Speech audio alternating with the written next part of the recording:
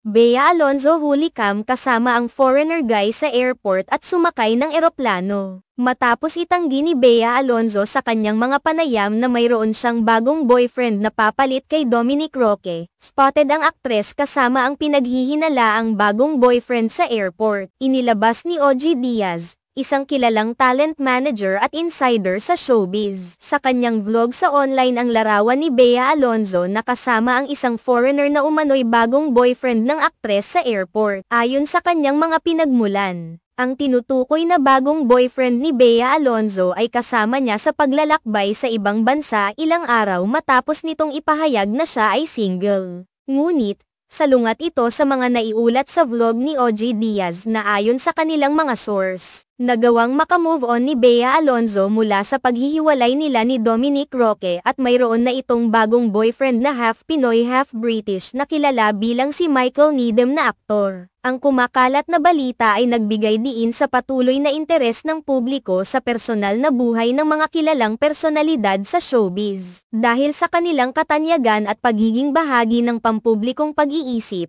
laging may interes ang mga tao sa kung ano ang nangyayari sa kanilang mga buhay, pag-ibig at personal na pakikibaka.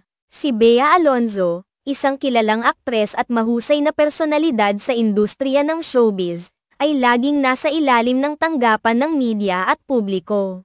Mula sa kanyang mga karera sa pelikula at telebisyon hanggang sa kanyang mga personal na pagsubok at tagumpay, patuloy siyang pinag-uusapan at sinusubaybayan ng kanyang mga tagahanga at kritiko. Sa bawat yugto ng kanyang buhay, kabilang ang kanyang mga relasyon at pag-ibig, laging may mga mata at tenga ang nakaabang sa bawat kaganapan. Ito ang realidad ng pagiging isang pampublikong personalidad, kung saan ang kanilang mga kilos at salita ay nasa ilalim ng matinding pagmamasid ng madla. Ang paglalantad ni OG Diaz sa kanyang vlog ng mga larawan ni Bea Alonzo kasama ang kanyang pinaghihinalaang bagong boyfriend ay nagbigay daan sa mas maraming spekulasyon at usapan sa social media at sa mga tabloid. Ito ay bahagi ng patuloy na pagkakaroon ng interes ng publiko sa mga detalye ng buhay ng kanilang mga paboritong artista. Sa kabilang banda, ang mga pahayag ni Bea Alonzo sa kanyang mga panayam at ang pagtanggi niya sa pagkakaroon ng bagong boyfriend ay nagpapahiwatig ng kanyang pagkakaiba at pagsasarili.